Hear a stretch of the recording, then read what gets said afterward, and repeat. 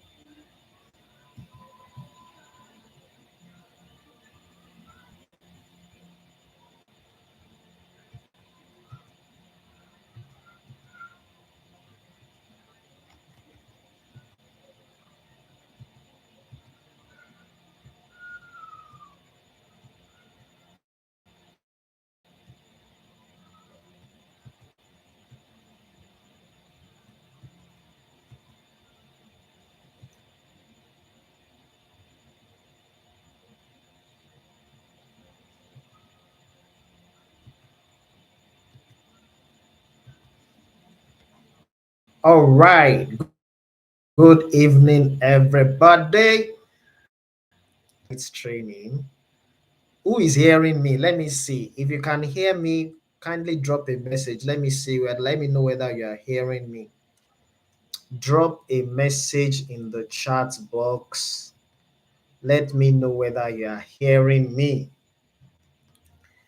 If you can hear me, drop a message. You're welcome. You're welcome. You're welcome. All right. Thank you very much, Moyo. Very good. Elegant Upong. Priscilla. Good to have you guys here. Joy Amarachi. You're welcome. You're welcome. So, as we go on, feel free to, if you have any questions, feel free to type your questions in the chat box. I'm going to try and attend to the questions as we go on. I'll try and cover both the questions and the contents of this lesson simultaneously. So, as we can see on the slide, we are going to be looking at the issue of motivation. That's the main thing that I want to address in this training. How can I stay motivated? How can I how can I stay on course? How can we stay on track? Okay, I believe that IELTS is a journey. Is one of the journeys in a very big journey. Okay, many of the people that take IELTS test take it because they want to maybe move to another country to study. They want to move to the UK to study. They want to move to Canada to study, or maybe they want to relocate with their whole family, just move to the new country, and they want to start working and living there. So that's like the big picture. That's like the big journey. But then one of the important steps in that journey is taking the IELTS test. So what we are going to be looking at is what are the things that we can do to stay on course, especially as regards IELTS, because what I've noticed is that a lot of people get stuck with IELTS. A lot of people get discouraged with IELTS. One or two things happen along the way, and then it looks like IELTS does not want them to move forward. So you need to find a way to stay motivated. Okay, you need to find a way to stay consistent with what you need to do. You need to find a way to stay disciplined, and that's why I've decided to put this material together to just um, enlighten you. Some people do not really need this thing because this thing of motivation, it comes to them naturally. They cannot even explain how they stay motivated. But somehow, they just stay on course until they do the exam and then that's it. Even if they fail, they do it again. I once worked with a woman that before she met me, she had taken IELTS 6 times. And she told me that she's going to keep on taking the exam until she passes. Interesting thing is that she has passed now and she's in the UK now. So you there are some people like that. There's nothing that the failure wants to do to them. They will just keep on doing the thing. They have already made up their mind. But then you have some people that they really need to train themselves to learn to see things from a new angle. And that's what I call perspective. I'm going to talk about that later on. So, how do we stay motivated? Let me start with this very important point. There are two types of motivation. Some of these I'm going to be sharing tonight. There are things that some of you have probably heard before. You know before, maybe you read it somewhere or you've heard someone talk about it. But then I want you to listen and follow closely with an open mind. Okay. So there are two types of motivation. There is intrinsic motivation and there is extrinsic motivation. What do we mean by intrinsic motivation? That is the kind of motivation that comes from the inside of you. Okay, it comes from the inside of you. Extrinsic basically is a motivation that is based on something that happens on the outside. Okay, so a very good example is money. Okay, when somebody says, okay, if you help me do this and this, I will give you X amount of money. I'll give you $200. I'll give you $500. That person is trying to use what? Extrinsic motivation. But then if somebody comes to you and says, okay, if you do this, you're going to enjoy this if you actually do this. That person is trying to appeal to your what? Intrinsic motivator. Something on the inside of you. It's telling you that what? You're going to enjoy it if you do this. Okay? It's telling you that, okay, if you do this, you're going to feel happier. You're going to feel more calm, more peaceful. The person is appealing to what? To some kind of what? Intrinsic motivational factor inside of you. So for you to stay on course in terms of following through with your IELTS journey, you need to learn to maximize intrinsic motivation. What you need to major on is the word is the intrinsic motivation engine. I believe there's some, let's call it intrinsic motivation engine, okay, on the inside of you. And all of us have it. We just need to learn how to switch it on. We need to learn how to use that intrinsic motivational force that is on the inside of us. Okay. Now, what is the foundation for that intrinsic motivation? It's what I'll call it a picture of what is possible. A picture of what is possible. You see, before I took my IELTS test, the first thing I asked myself is this: what can I do with this exam? And you need to ask yourself that also. I know some of you actually have answers to that question, but then you need to keep that picture before you. Okay, you need to keep that picture before you. It needs to become clear. Okay, what can you do with your IELTS test? Okay, you can relocate to Canada. What does it mean to be able to live in Canada? What opportunities will you be able to tap into if you are living in a country like Canada? What opportunities would you be able to tap into if you are living in a country like the United States in terms of income, in terms of career development opportunities, in terms of a better life for yourself and your family, for your children or for your unborn children, if you don't have children yet, if you are not married yet. You need to keep that picture before you. Okay, you need to keep it before you. You need to imagine yourself in that scenario. That's how you build up your intrinsic motivator. This is an exercise that you engage in every day. That's why I said that what the way you brush your teeth every day. Almost everybody takes the time to brush their teeth every day. Okay, we don't really need to motivate ourselves to do that because we appreciate the value, we understand the importance. Okay, the same way you need to take the time to look at this all important desire of yours every day. This IELTS, this is the end game. We are going to Canada. I'm going to the UK. I'm going to the United States. I'm going to Australia. Okay, what am I going to be doing there? I have the opportunity to earn XYZ amount of money. I have the opportunity to do this. If I'm able to earn this kind of money, this is the kind of life I'll be able to build for myself and my family. Keep that picture before you. Refresh it every day. See yourself in that country. See yourself working with people in that country. See yourself working with white people. Use your imagination. You see, one of the things that many of us have not learned to do is how to use this our mind to dream big dreams for ourselves. It's extremely important. We need to learn how to do that. Learn to use your word, learn to use your imagination positively. The mistake many people make is that they use it negatively. They imagine the negative things. And because of that, fear builds up in their mind. And eventually, that fear paralyzes them. So you need to flip the coin and begin to use your imagination positively. Okay, you need to start using your word, using your imagination positively. What do I mean? Imagine what is possible. Imagine yourself in that country that you really want to go to. Imagine yourself interacting with the residents of that country, the white people in that country. Imagine yourself working with them, working for them. Imagine yourself hiring some of them. Imagine yourself in business partnership with them. Imagine studying with them. Imagine asking a white man, a lecturer who is a white man, asking the person questions in the lecture hall, and then the person answers you. Somebody said it's not a crime to dream big. Nobody will arrest you for dreaming big. Doing that will help you to reinforce this desire, and it's something that will keep you going. It's got something that will keep you going.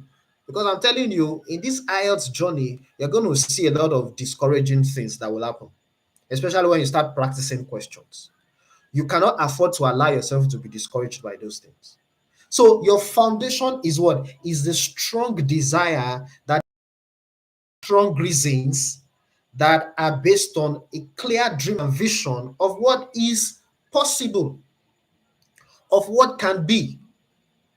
Okay? What is possible for you, for your family, okay, for your children, for your generation after you. What you need to clarify in your mind. So this is the foundation. You see that it's not sit on a chair or at a table, or you could even do it in your bedroom. Take the time to think about the future that you are working towards, and refresh that dream every day. Refresh that dream every day. I love something that the Bible says. The Bible says, write the vision, make it plain, that it may run that reads it. So when your vision of the future is clear before you, the energy to run comes automatically. It's just a natural thing. It's a scriptural principle. So you have to keep that vision before you, and then you have to, let that vision become your what? Your motivator. So that's number one, a clear vision. A clear vision of what you stand to benefit by succeeding with your IELTS. That's number one.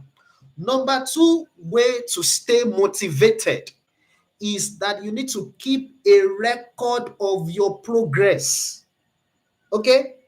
Keep a record of every progress that you make, every exercise that you do, every, lesson that you attend. Keep records. Okay? The fact that you attended a lesson today is a small win. I've worked with students who pay for my classes and they don't attend classes. For one reason or the other, some of them get over engaged with work. Some of them just get distracted by some other activities on social media. Different reasons. But then, if you are able to attend a class, I'm telling you, it's a plus for you. It's a win. You should pat yourself on the back for that. Okay? If you are able to do an assignment, there are sometimes I will give people assignments and then they will send me the snapshot of what they've done. And probably they will score maybe, let me give an example, maybe 27 over 40. And I'll give the person thumbs up. And the person will reply and say, I failed. I got 27 over 40. And I will tell the person, I didn't give you thumbs up because of your score. I gave you thumbs up because you did it. Some students don't do my assignments. So the fact that you did an assignment, even if your score was low, let's leave the scores for now. I'll talk about the score later on. The fact that you did the assignment is a plus. It's a win. You should celebrate yourself for that. Celebrate every small win. Okay? So you attend classes, it's a good thing, it's a plus. You do the assignments, it's a plus. Number three, you got some questions wrong, my dear. Even if you scored 27 over 40, you got 27 questions right. That's a plus. Okay, somebody says, I didn't get 27, I got 17. Well, you got 17 questions right. That's still a plus. Even if it's 7 questions you got right, it's something to celebrate. So it's not all gloomy. So don't think about the questions you got wrong and feel bad about them. No. Think about the ones you got right and be assured that, okay, at least I have learned some things. I got these ones right. I've learned how to handle these ones. So that's what I mean by what? Celebrate every small win. Celebrate every small win is extremely important. Okay? I hope you are following me. If you are following me, let me see your message. Drop a message in the chat box. Let me see who is following me. Let me know. Let me know who is still with me and who is following me closely. Let me know. Let me know. Let me know. Drop a message in the chat box. So celebrate every small win. Very, very important. Okay? Okay, thank you very much. I can see your message. Now let's look at that other side. For those of you that are thinking, okay, I scored 17 over 40. That's less than half. I scored 7 over 40. That's very terrible. Now, this is what I'm going to tell you. Is straight on the screen. Failure is success in progress. You need to write that down somewhere. Okay? Failure is what? Is success in progress. The road to success is built by an engineer called failure. Okay? Is built by an engineer called what? Failure. And let me give you this scenario.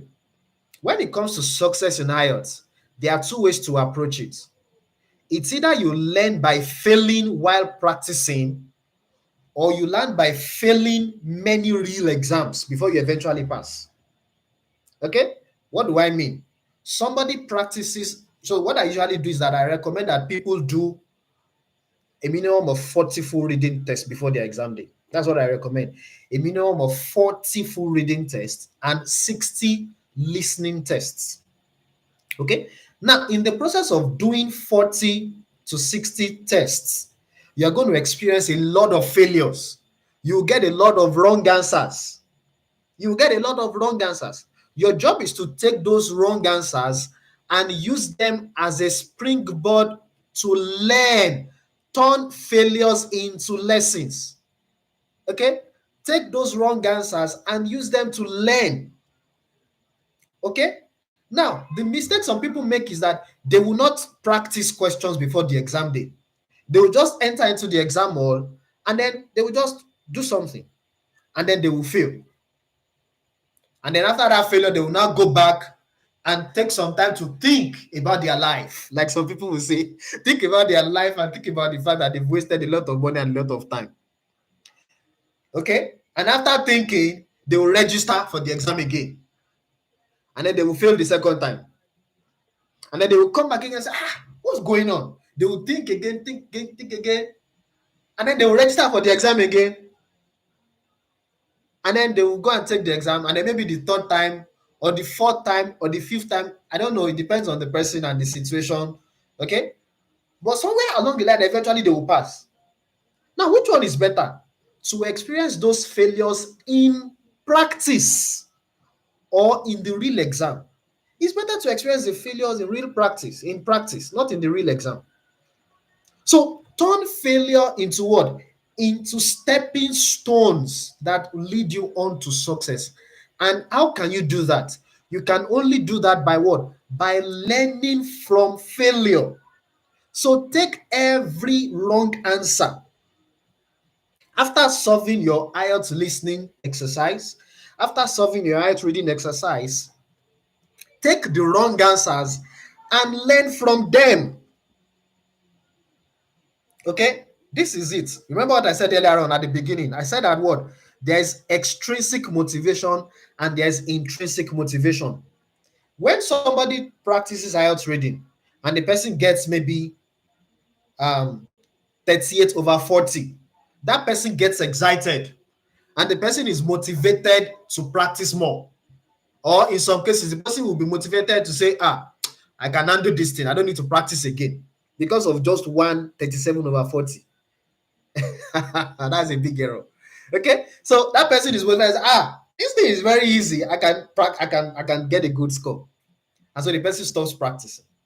What that person has done is that what the person has used extrinsic motivation to confuse themselves. Okay, assuming that person got a score of maybe 17 over 40, that 17 over 40 will still have been a kind of extrinsic motivation to tell them that you cannot pass this exam. You are very poor. You cannot do it in this exam. That's still extrinsic motivation. But somebody who is intrinsically motivated will look at that 17 over 40 and say, okay, all these 23 questions that I got wrong, I need to do something about them. What was my mistake? How did I arrive at these wrong answers? What can I learn about these my wrong answers? How did they arrive at their correct answers? So, okay, I said my own answer is true, but from the textbook, the answer is not given. Okay, how did they arrive at not giving? Those are things you sit down and figure out. That's how you learn from what? You learn about the tricks, okay, of the examiners. So as we are practicing, as we are going through the lessons, as we are practicing and going through the lessons and practicing and going through the lessons and doing all these things, what are you doing? You are learning, you are growing, you are building up your vocabulary, okay? And you are improving. That's what's happening. So we are starting at a point, and then you make some mistakes, you fall, you do some self-correction, you persist, and then you grow. And then you do another exercise, you get some poor scores, you fall, and then you do some self-correction, you move up again, and then you grow. Your vocabulary is growing. Number one, your vocabulary is growing. Number two, your mental tenacity is growing. Mental grit, mental hardiness, mental toughness is growing. Your vocabulary is growing. Your smartness is growing. Okay? Your ability to identify the tricks of examiners is growing. All those things cannot grow if you are not persistent. All those things cannot grow if you are not internally motivated. And remember where that internal motivation comes from. It comes from what? A picture of the life I'm going to be enjoying if I'm able to enter this country that I want to go to. That is what is motivating you. A picture of a brighter future for you. Okay? So you have to persist. Okay? And stay motivated from the inside of you. Okay? Let your desire continue to push you forward. Okay? Another thing is this. You need to surround yourself with the right set of people. Okay? Don't hang around people who have failed IELTS and who think you cannot pass. This is extremely important. I'm going to tell you 2 types of people that you should not hang around. You should not spend like that. Okay, that's number one. Number two, don't spend too much time around people who have passed IELTS and who tell you that you can pass it by just doing some things that will not work for you. Let me explain what I mean by that. There are some things that work for some people that will not work for you because you are different from them. Okay? Some people will tell you, this IELTS is not that hard now. I just watched YouTube videos for 2 weeks and I took the exam and I got band 8.0. Why are you wasting your time? Why are you wasting your money? Why are you practicing? My dear, you are not like them. That's the interesting thing. You are not like them. So before you follow their advice, ask yourself, did I go to the same school as this person? Number two, did I grow up in the same home as this person? Let me explain that issue of growing up in the same home. This is the pattern I've noticed. People that score band 7.5 in writing and listening, 7.5, 8.5, 8.0 in writing and listening, those people, majority of them grew up in homes where they started speaking English right from a young age.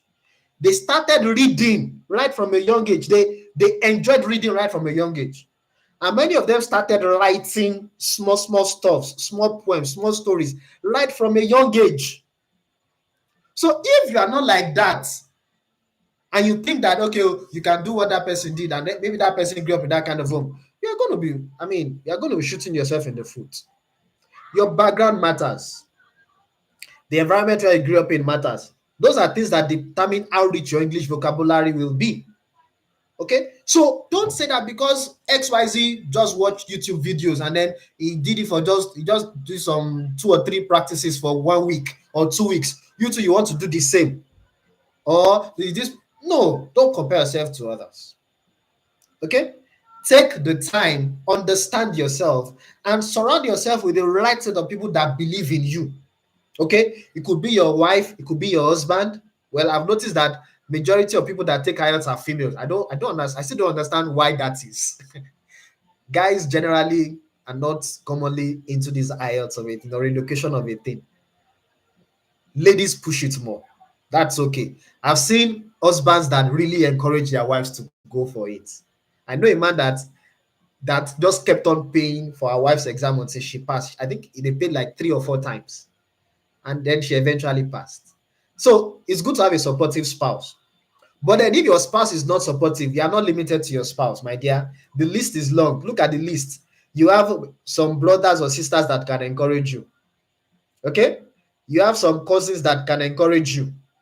You have a parent or an uncle or an auntie that can encourage you. You have some of us, you need to look up to some of your children to encourage you. Our children can be marvelous encouragers if you give them the opportunity. If you tell them what's going on, you'll be surprised. So don't underestimate your children, no matter how young they are. Okay? Make them part of your dream team. Tell them this is what is doing. I want you to encourage me. Oh yeah, tell me something to encourage me. And then you're going to be surprised with what that little girl will tell you. So your child can encourage you. Your friend can encourage you. Okay? Your colleague at work can encourage you. Could be a senior colleague, could be your direct boss. Okay? And then we have some people who are accountability partners. They are profession. That's their profession.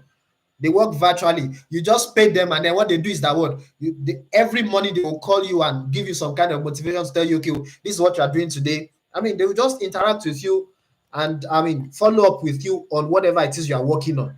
We call them professional dream partners or professional accountability partners, so that you are not alone in whatever it is you are doing.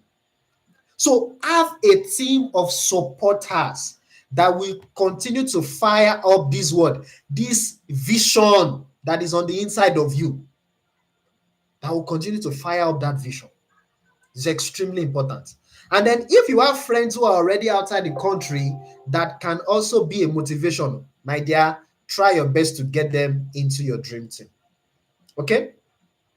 Hope you are following me. If you are following me, let me see your message. Drop a message. Let me see whether you are following me.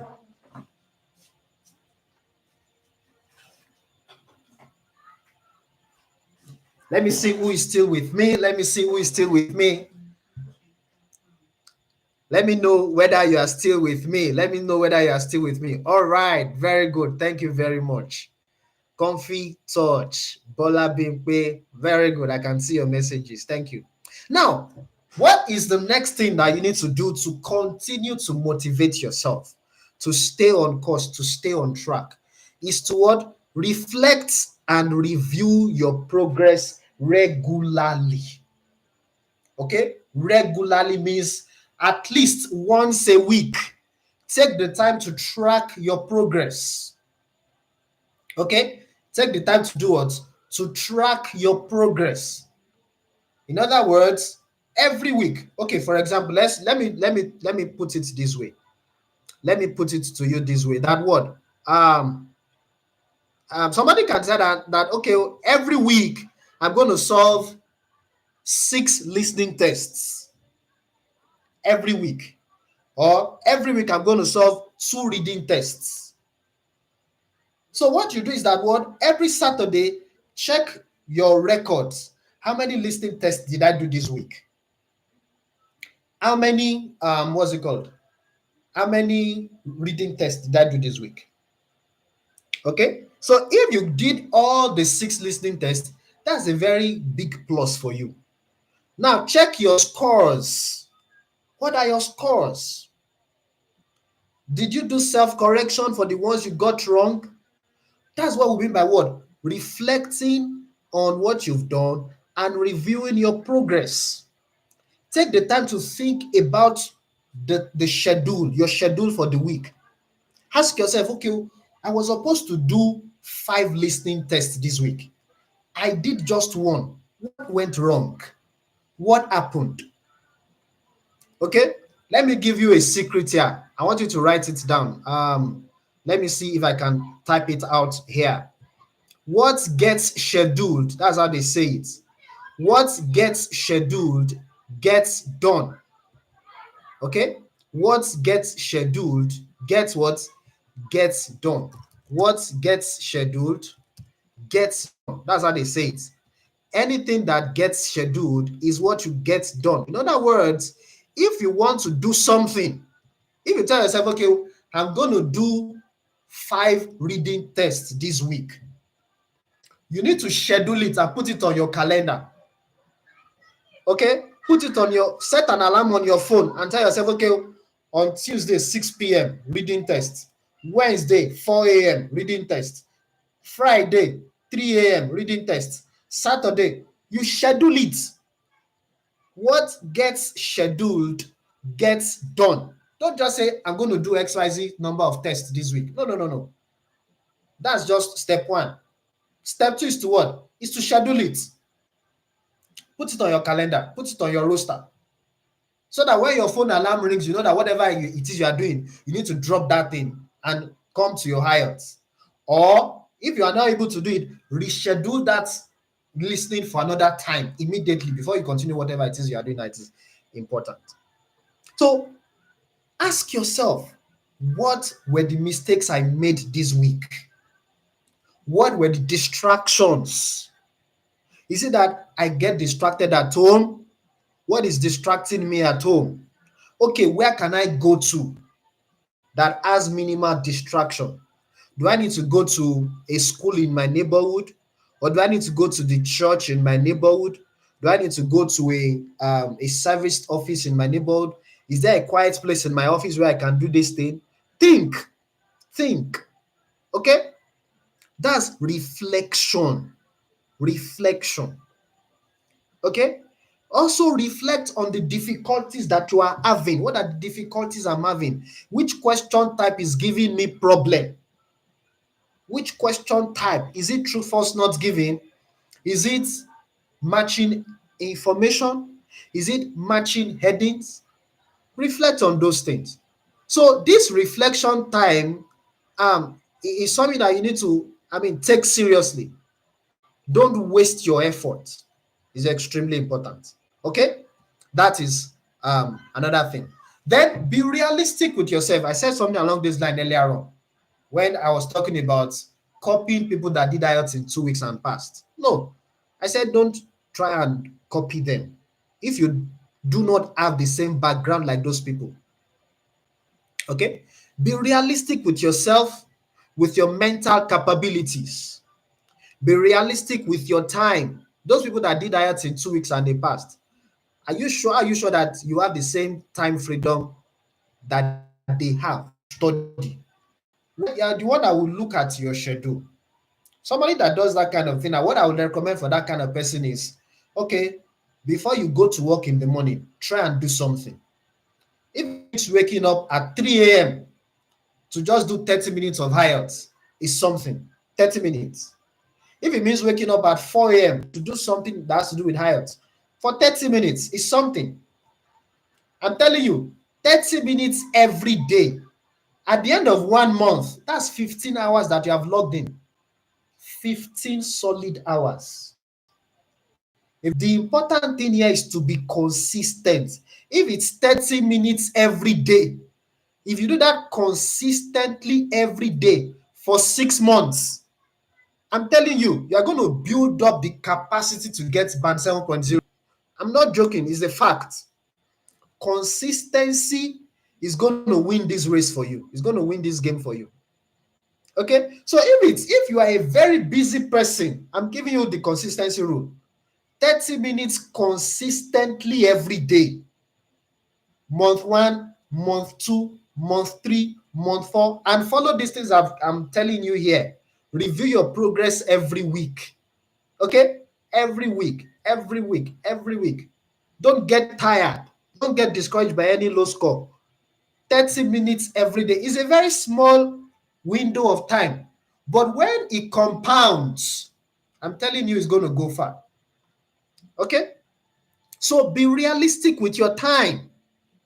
Be realistic with your abilities. Run your race. Walk at your pace. Stay in your lane and grow at your pace.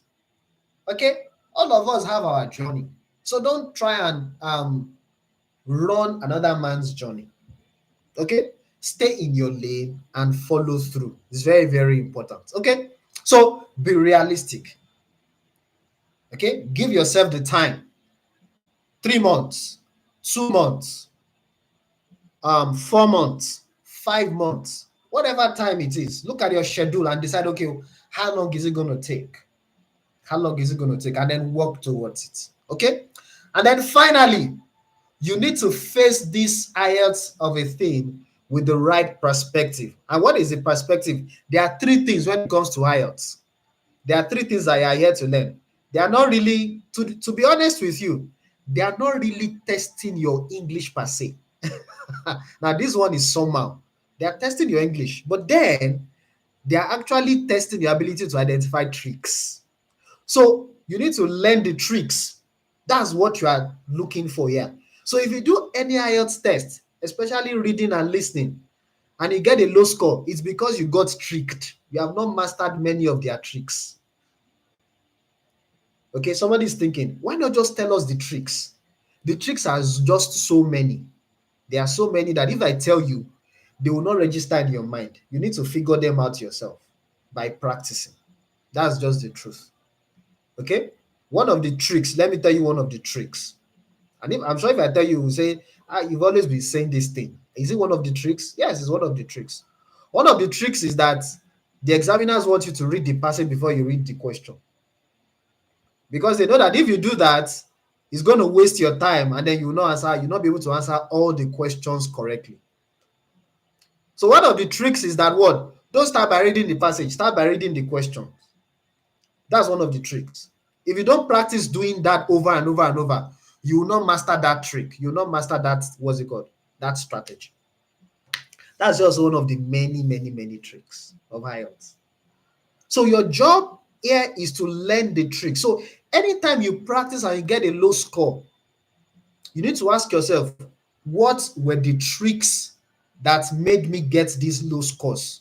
What were the tricks that I've not mastered that are responsible for this my low score? Okay, that's number one. Learn the tricks. Number two is to build up your vocabulary. Okay, every IELTS listening test that you take should be an opportunity to learn a new English word. Every IELTS reading test that you take should be an opportunity to learn a new English word. If you take an IELTS reading test and you don't learn a new English word at the end of that test, you have just wasted that, you have wasted your time. If you take an IELTS listening test and you don't learn a new English, at least one new English word, you have wasted time. So your goal is not just to be getting high scores when you are practicing. That's good, but that's not the main goal. The main goal is to learn the tricks of the examiners. The second main goal is to build up your vocabulary.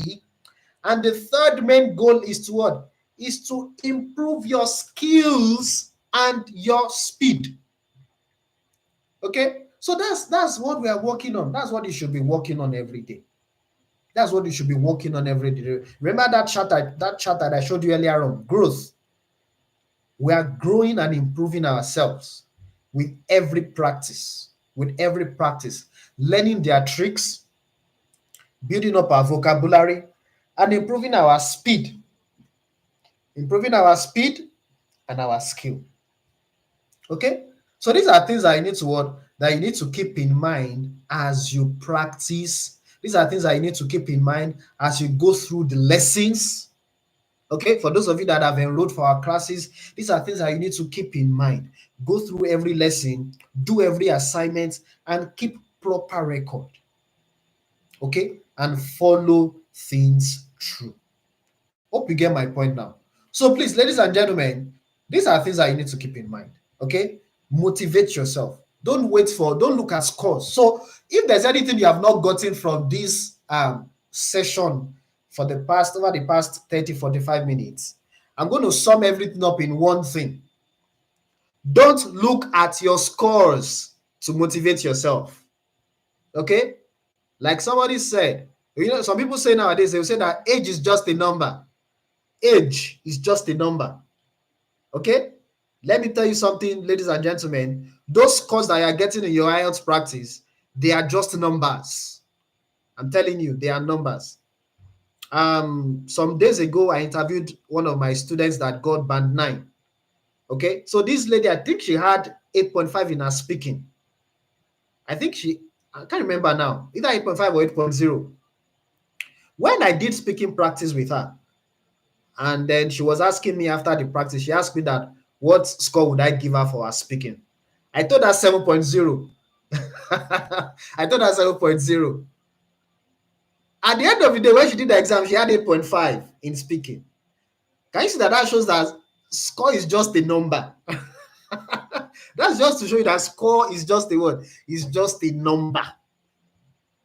So don't let the scores discourage you or encourage you. Rather, what should you do? Look at your low scores and turn them into what? Into stepping stones. Use them as what? Use those wrong answers. Use the low score as what? As a stepping stone to what? To success. Learn from them. Okay? I hope you have learned something from this training, from this short training session. So please apply these things to your IELTS practice, and I pray that God will grant you wisdom, God will grant you the strength, God will grant you the success that you desire in your IELTS journey. Thank you very much for joining me, and have a beautiful night rest.